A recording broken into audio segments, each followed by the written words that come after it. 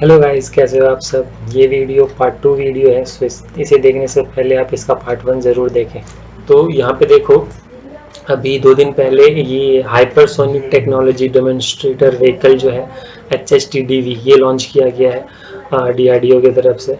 इसका टेस्ट हुआ था। तो ये एक्चुअली है क्या, आप यहाँ पे देखो कि बेसिकली हम जो टेस्ट किया गया था वो क्या चीज़ का टेस्टिंग था, वो एक स्क्रैम जेट इंजन का टेस्टिंग था। अब स्क्रैम जेट इंजन क्या है, ये इंजन के बारे में अगर जानना चाहते हो, रैम जेट क्या होता है, स्क्रैम जेट क्या, SCRAM जेट क्या होता है, तो उसके लिए मैं एक अलग वीडियो आपको बना दूंगा अगर आप लोग कमेंट करो इसके ऊपर तो।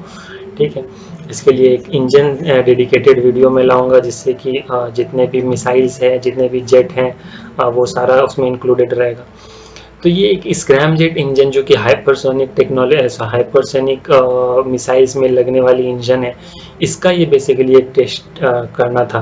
देखो, हाइपरसोनिक स्पीड हम लोग अचीव कर सकते हैं। हम लोग हाइपरसोनिक लगभग 10 मैक या 15 मैक का स्पीड भी अचीव कर सकते हैं इन बैलिस्टिक मिसाइल। ठीक है, क्योंकि बैलिस्टिक मिसाइल का जो हाइट है, एल्टीट्यूड उड़ने का है, वो एटमॉस्फेयर से बहुत ऊपर का है, तो वहाँ पे आपको बहुत कम ड्रैग मिलता है, एयर का डेंसिटी बहुत कम होता है। इस वजह से वहाँ पे हम लोग ईजिली अचीव कर सकते हैं। बट द प्रॉब्लम तब होती है जब आप उसको लो एल्टीट्यूड पे उड़ाओ। जब लो एल्टीट्यूड पे अगर आप हाइपरसोनिक स्पीड अचीव करना चाहते हो, तो उसके लिए आपको एक बहुत ही नेक्स्ट जनरेशन का टेक्नोलॉजी चाहिए, इंजन चाहिए, जो कि इस इतना ज़्यादा हाई रेसिस्टेंस, जो एयर रेसिस्टेंस होता है हवा में, उस रेसिस्टेंस में उड़ के आपको हाइपरसोनिक स्पीड दे।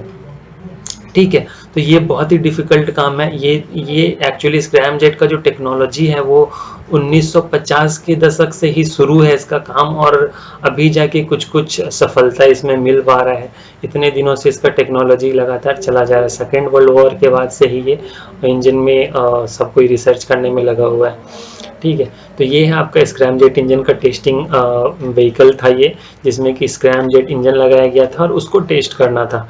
ठीक है, and initial design of missile carrier, ये क्या है, एक तरह से आप सोच सकते हो मिसाइल का कैरियर है। अगर ये सफल हो जाता है, एक तो पहला जो सफल हुआ वो 20 सेकंड के लिए ही था, इसको और टाइम अपना बढ़ाना पड़ेगा।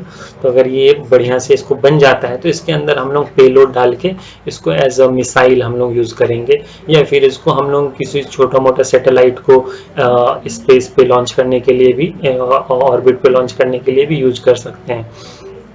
तो अगर हम लोग स्पेस व्हीकल के लिए इसको यूज करेंगे, सैटेलाइट को उसको ऑर्बिट में पहुंचाने के लिए, तो जो अभी हम लोगों का कॉस्ट आता है उससे बहुत कम कॉस्ट आएगा। ठीक है, और यहाँ पे देखो मटेरियल टेस्टिंग भी एक तरह से हुआ कि इतने हाई स्पीड में अगर हम लोग इतना हाई रेसिस्टेंस को कैसे हम लोग बर्दाश्त कर सकते हैं। यहाँ का जो उसका मटेरियल है वो कैसे उस रेजिस्टेंस को सह पाएगा, उतना हाई टेम्परेचर को सह पाएगा। उसके लिए इसका एक तरह से मटेरियल टेस्टिंग भी हुआ कि ये मटेरियल सस्टेन कर सकता है कि नहीं कर सकता है। ठीक है, और साथ में 20 सेकेंड के लिए उड़ाया गया था 2 किलोमीटर पर सेकेंड का स्पीड पे। तो आप समझ सकते हो कितना ज़्यादा स्पीड है इसका। और ये देखो एक्चुअली यहाँ पे हुआ क्या था, ये जो स्क्रैम जेट और रैम जेट इंजन होता है उसके बारे में थोड़ा सा मैं बता देता हूँ कि ये इंजन जो होता है उसके पास खुद इनिशियल लिफ्ट अपलिफ्टिंग का पावर नहीं रहता है। उसको ऐसा नहीं रहता कि आप ग्राउंड पे लगा दो तो वो हवा में उड़ जाएगा और फिर अपना स्पीड अचीव कर लेगा। इन इंजन को चाहिए रहता है ऑन करने के लिए, आपको इन इंजन्स में कम से कम तो 3 या 4 मैक का स्पीड में इसको लाना पड़ेगा। जब तक ये व्हीकल जो है 3 या 4 मैक स्पीड अचीव नहीं कर लेता है, ये रैम जेट हो या स्क्रैम जेट हो, ये ऑन ही नहीं होगा। रैम जेट के लिए थोड़ा कम, रैम जेट में आपका एक या 2 मैक में भी वो ऑन हो जाएगा, लेकिन स्क्रैम जेट के लिए आपको कम से कम 3 से 4 मैक स्पीड चाहिए, तभी वो ऑन होगा, और उसके बाद वो फिर अपना इंजन का कमाल दिखाएगा। ठीक है, तो इसी वजह से इसको जो लॉन्च करने से, जब लॉन्च किया जाता है तो उसको एक सॉलिड रॉकेट लॉन्च बूस्टर के साथ सहारे लॉन्च किया गया। तो ये सॉलिड रॉकेट लॉन्च बूस्टर जो इसको लगभग हवा में 30 किलोमीटर के आसपास लेके गया ऊंचाई पे, उसके बाद इसको छोड़ दिया गया। जब ये लगभग 3 से 4 मैक का स्पीड अचीव कर लिया था, तब इसको छोड़ दिया गया। उसके बाद ये 4 मैक का स्पीड अचीव करने के बाद ये स्क्रैम जेट इंजन ऑन हुआ, और उस इंजन के सहारे फिर ये 6 मैक का स्पीड तक पहुंचा, जो कि लगभग 2 किलोमीटर पर सेकंड का स्पीड है, और उस स्पीड पे ये 20 सेकंड तक उड़ा। ठीक है, ये टेस्ट उड़ीसा का वो जो डॉक्टर APJ अब्दुल कलाम आइलैंड है वहाँ पे टेस्ट किया गया, और अगर आप मिसाइल का बात कर रहे हो तो आपको डॉक्टर APJ अब्दुल कलाम को ज़रूर याद करना चाहिए, मिसाइल मैन ऑफ इंडिया। अभी आप देखो यहाँ पे मैं स्क्रैम जेट के बारे में थोड़ा बता दे रहा हूँ। यहाँ पे देखो मैं आपको यहाँ पे एयर फ्लो बता रहा हूँ ये काम कैसे करता है। तो आप ये जो इनलेट देख रहे हो ये इस डायरेक्शन में उड़ेगा, ये इसका फ्रंट पार्ट है, ये इसका बैक पार्ट है। तो यहाँ पे क्या होगा कि हवा जो है यहाँ पे आता है, ठीक है। हवा जब इसको सुपरसोनिक स्पीड मिलेगा, हम अभी बोले थे कि ये इंजन तभी ऑन होगा जब इसको सुपरसोनिक स्पीड मिलेगा। सुपरसोनिक स्पीड वो होता है जो कि 3 मैक के आसपास आपको दे, ठीक है। तो आप जब 3 मैक की स्पीड के आसपास इसको लाओगे तभी ये सुपरसोनिक स्पीड में हवा जो है इसके अंदर जाएगा। इस स्पीड पे क्या होता है कि हवा को फैलने का, हवा को दूर भागने का मौका नहीं मिल पाता है और वो सक हो जाता है इसके अंदर, ठीक है। जो हवा इस जगह पे रहेगा वो सटासट इसके अंदर चला जाएगा, बाहर जाने का उसको मौका ही नहीं मिल पाता है, एक तरह से जनरल भाषा में आप समझो। तो क्या होगा कि ये फटाफट ये सारा हवा जो सुपरसोनिक स्पीड में इसके अंदर जाएगा और इसका जो कंबसन है वो भी सुपरसोनिक स्पीड में ही होगा। और सुपरसोनिक स्पीड में कंबसन होने की वजह से आप ऑफकोर्स जाहिर सी बात है, अगर एयर को आप हीट करोगे तो वो फैलता है, फैलने से उसका प्रेशर बढ़ेगा और प्रेशर बढ़ने से उसका एनर्जी बढ़ता है, तो उससे भी ज़्यादा हाई स्पीड में यहाँ से वो एग्जॉस्ट करके निकलेगा, ठीक है। तो आपका सुपरसोनिक स्पीड में जब इसका कंबसन होगा और फिर ये नोजल के थ्रू जब इसको बाहर निकाला जाएगा तो ये आपको हाइपरसोनिक स्पीड फिर प्रोवाइड करेगा, ठीक है। इसीलिए ये इंजन के लिए जरूरी है कि हम लोगों का सुपरसोनिक चाहिए। रैमजेट में क्या होता है कि यहाँ पर वो जाता तो है अंदर नॉर्मल सबसोनिक स्पीड में, सॉरी सुपरसोनिक स्पीड में, क्योंकि वो भी सुपरसोनिक स्पीड पे रहता है। तो रैमजेट में भी ये सुपरसोनिक में जाता है, बट वहाँ पे एक स्पीड को घटा दिया जाता है, सबसोनिक स्पीड पे डाल दिया जाता है, एंड देन सबसोनिक स्पीड को उसका कंबसन होगा और फिर वो कंबसन से उसका सुपरसोनिक का स्पीड उसको मिलेगा, ठीक है। तो वो रैमजेट का है और ये SC रैमजेट, SC रैमजेट का फुल फॉर्म सुपरसोनिक रैमजेट, ठीक है।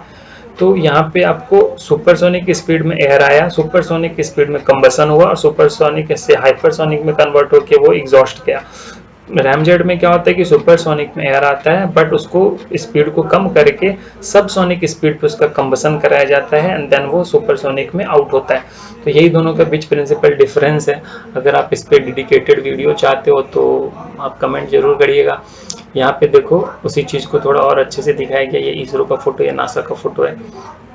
यहाँ पे एयर आया सुपरसोनिक स्पीड में और फिर यहाँ पे इनलेट किया, यहाँ पे कंबसन चैम्बर है, कंबसन हुआ और फिर जाके ये एग्जॉस्ट किया। यहाँ पे देखो आप एक तीन टू जो इंजन है उसका कंपैरिजन है। ये है आपका टर्बोजेट इंजन जो कि नॉर्मली प्लेन जेट वगैरह में यूज़ होता है। टर्बोजेट, इसमें फैन का यूज़ किया जाता है।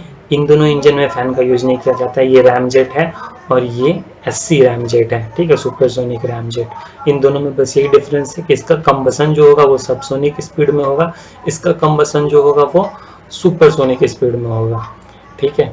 उसमें भी बहुत सारे टेक्निकलिटीज़ है बट वो आपको मैं बाद में डिस्कस करूँगा। अगर आप इस टॉपिक पे इंटरेस्टेड हो तो आप नीचे कमेंट जरूर करिएगा, ठीक है। तो ये आपको अभी समझ में आ गया होगा कि ये DRDO जो टेस्ट किया है वो है क्या। और this video is small tribute to doctor APJ Abdul Kalam. अगर आपको कुछ डाउट्स है तो आप ज़रूर नीचे कमेंट करके पूछ लेना। ये अगर वीडियो पसंद आई हो तो लाइक शेयर एंड सब्सक्राइब जरूर करें ताकि मुझे भी कुछ लगे कि आप लोगों को नॉलेज मिल रहा है या मैं जो मेहनत कर रहा हूँ वो कुछ अच्छा हो रहा है, वरना मैं फिर इस टाइप का वीडियो नहीं बनाऊँगा। ओके दोस्तों, थैंक यू।